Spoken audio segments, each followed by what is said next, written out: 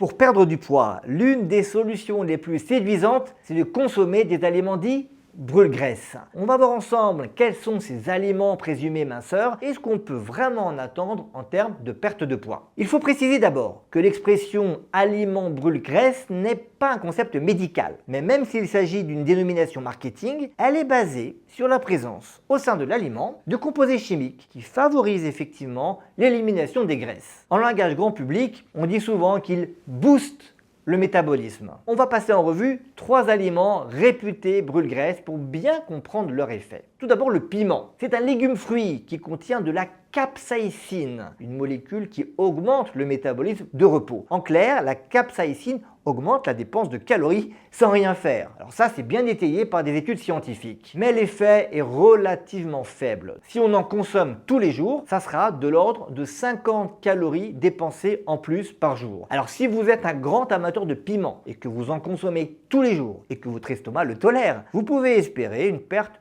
de 2 kg en un an. Mais attention, le jour où vous arrêtez, la dépense énergétique revient à son niveau initial et vous reprendrez les 2 kg. Autre exemple d'aliment brûle-graisse célèbre, l'ananas. Certains conseillers en nutrition vous recommandent même le régime ananas. Alors ce fruit lui aussi contient une enzyme qui accélère le métabolisme. C'est la bromélaïne et on trouve de multiples autres propriétés extraordinaires de l'ananas qui peuvent théoriquement favoriser la perte de poids, notamment son contenu en fibres, son contenu en vitamines et en minéraux qui là encore sont réputés pour booster l'utilisation des graisses. Il faut toutefois dire une vérité, aucune étude sérieuse n'a pu prouver un quelconque impact direct de l'ananas sur la perte de poids. Son pouvoir brûle-graisse est donc un mythe. Mon troisième exemple, c'est le thé vert. Il est connu pour sa richesse en antioxydants et notamment en molécules qu'on appelle les catéchines. Et ces catéchines, elles sont aussi réputées pour stimuler la lipolyse, c'est-à-dire la dégradation des graisses. Mais là encore, la majorité des recherches montrent que leur effet sur la perte de poids corporel à long terme reste